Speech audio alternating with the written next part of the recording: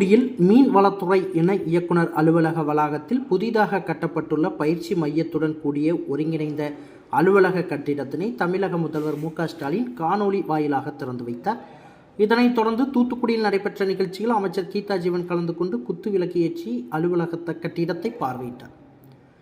சென்னை தலைமைச் செயலகத்திலிருந்து தமிழக முதல்வர் மு.க.ஸ்டாலின் மீன்வளம் மற்றும் மீனவர் நலத்துறை சார்பில் சுமார் 5 கோடி ரூபாய் மதிப்பீட்டில் தூத்துக்குடியில் மாவட்ட மீன்வளத்துறை இணை இயக்குனர் அலுவலக வளாகத்தில் புதிதாக கட்டப்பட்டுள்ள பயிற்சி மையத்துடன் கூடிய ஒருங்கிணைந்த அலுவலக கட்டிடத்தினை காணொலி காட்சி வாயிலாக திறந்து வைத்தார்.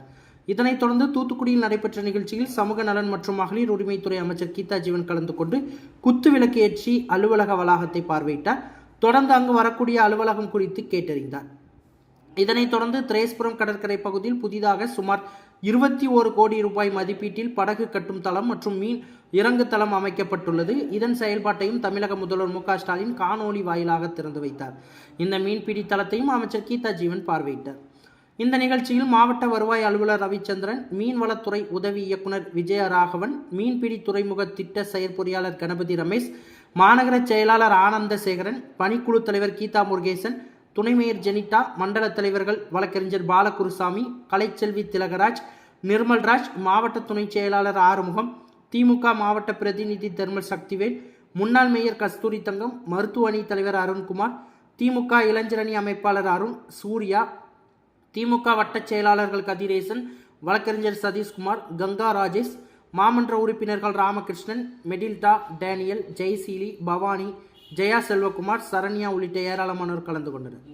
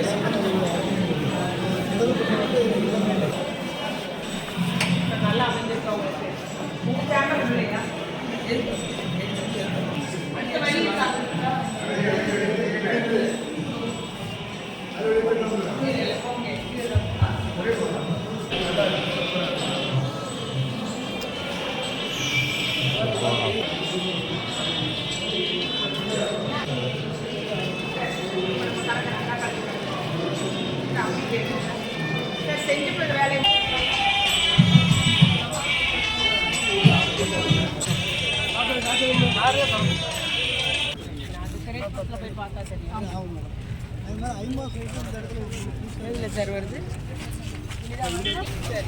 மேலே பட்டா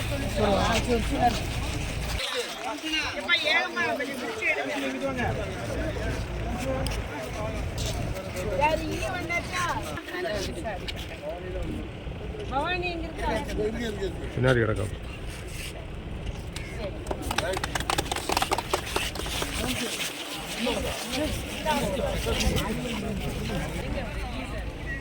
கரண்ட்டுக்கு மட்டும் இல்லை.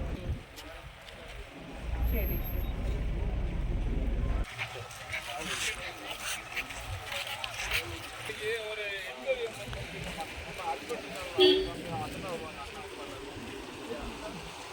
பெல் பட்டனையும் கிளிக் செய்யுங்கள்.